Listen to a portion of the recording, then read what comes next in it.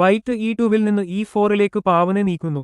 മധ്യഭാഗം നിയന്ത്രിക്കാനും മറ്റു പീസുകൾക്ക് വികസിക്കാനുള്ള വഴി തുറക്കാനുമാണ് ഈ നീക്കത്തിന്റെ ലക്ഷ്യം. ബ്ലാക്ക് D7ൽ നിന്ന് D5ലേക്ക് പാവനെ മുന്നോട്ട് കൊണ്ടുവരുന്നു. ഇതാണ് സ്കാൻഡിനേവിയൻ ഡിഫൻസ്. തുടക്കത്തിൽ തന്നെ വൈറ്റിന്റെ കേന്ദ്രനിയന്ത്രണത്തെ വെല്ലുവിളിക്കുകയാണ് ബ്ലാക്കിന്റെ ഉദ്ദേശ്യം.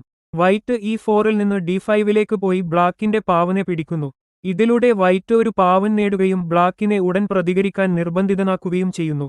ബ്ലാക്കിന്റെ ക്വീൻ D8ൽ നിന്ന് D5ലേക്ക് എത്തി പാവനെ തിരിച്ചുപിടിക്കുന്നു. ക്വീനെ വളരെ നേരത്തെ കളത്തിലിറക്കുന്നത് ഈ ഓപ്പണിംഗിന്റെ പ്രത്യേകതയാണ്. വൈറ്റിന്റെ കുതിര B1ൽ നിന്ന് C3യിലേക്ക് എത്തി ക്വീനെ ആക്രമിക്കുന്നു. തുടർന്ന് ബ്ലാക്കിന്റെ ക്വീൻ D5ൽ നിന്ന് A5ലേക്ക് പിന്മാറുന്നു. വൈറ്റിന്റെ കുതിരയുടെ ആക്രമണത്തിൽ നിന്ന് സുരക്ഷിതമായി മാറുന്നതിനൊപ്പം ക്വീനെ സജീവമായ സ്ഥാനത്ത് നിലനിർത്തുകയാണ് ഈ നീക്കത്തിന്റെ ലക്ഷ്യം.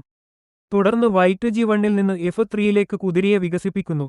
ഇതിലൂടെ മധ്യഭാഗത്തെ നിയന്ത്രണം കൂടുതൽ ശക്തമാകുകയും കാസിലിംഗിനുള്ള തയ്യാറെടുപ്പ് ആരംഭിക്കുകയും ചെയ്യുന്നു. അതിനു മറുപടിയായി ബ്ലാക്ക് C8ൽ നിന്ന് G4ലേക്ക് ബിഷപ്പിനെ വികസിപ്പിക്കുന്നു. ഈ നീക്കത്തിലൂടെ വൈറ്റിന്റെ F3യിലെ കുതിരയെ പിന്ന് ചെയ്യുകയും വൈറ്റിന്റെ വികസനത്തിന് ചെറിയ സമ്മർദ്ദം സൃഷ്ടിക്കാനും ബ്ലാക്ക് ശ്രമിക്കുന്നു. തുടർന്ന് വൈറ്റ് H2വിൽ നിന്ന് H3യിലേക്ക് പാവനെ നീക്കുന്നു. G4ലുള്ള ബ്ലാക്കിന്റെ ബിഷപ്പിനോട് തീരുമാനമെടുക്കാൻ നിർബന്ധിതനാക്കാനാണ് ഈ നീക്കം.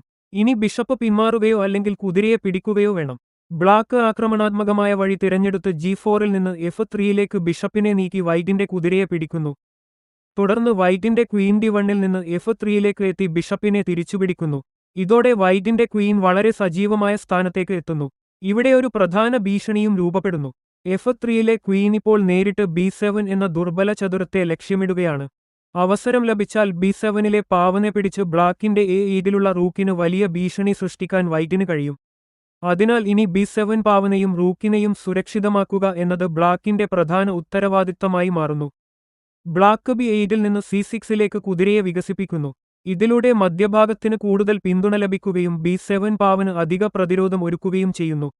അതിനു മറുപടിയായി വൈറ്റ് F1ൽ നിന്ന് B5ലേക്ക് ബിഷപ്പിനെ വികസിപ്പിക്കുന്നു.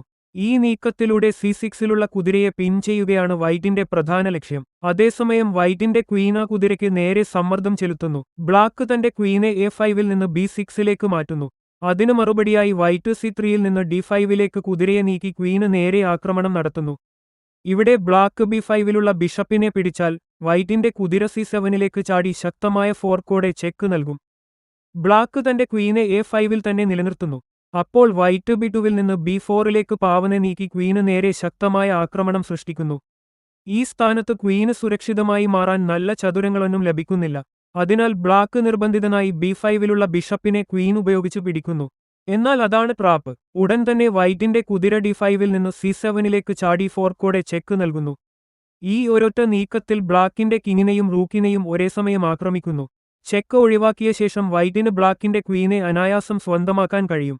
ഒടുവിൽ ഈ ട്രാപ്പിലൂടെ ബ്ലാക്കിന് തന്റെ ക്വീൻ നഷ്ടമാകുന്നു. ഇതായിരുന്നു സ്കാൻഡിനേവിയൻ ഡിഫൻസിലെ ഏറ്റവും അപകടകരമായ ക്വീൻ ട്രാപ്പുകളിൽ ഒന്ന്.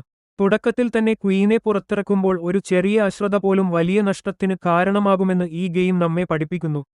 അതിനാൽ ഈ ട്രാപ്പ് നന്നായി മനസ്സിലാക്കി നിങ്ങളുടെ കളികളിൽ ഉപയോഗിച്ച് എതിരാളികളെ അത്ഭുതപ്പെടുത്തൂ. വീഡിയോ ഇഷ്ടമായെങ്കിൽ ലൈക്ക് ചെയ്യാനും നിങ്ങളുടെ അഭിപ്രായം കമന്റിലൂടെ അറിയിക്കാനും മറക്കരുത്. ഇനിയും ഇത്തരം രസകരമായ ചെസ് ട്രാപ്പുകളും ഗെയിം അനാലിസിസുകളും കാണാൻ ചെക്ക്മേറ്റ് മലയാളം ചാനൽ സബ്സ്ക്രൈബ് ചെയ്ത് ബെൽ ഐക്കൺ അമർത്തുക. അടുത്ത വീഡിയോയിൽ വീണ്ടും കാണാം.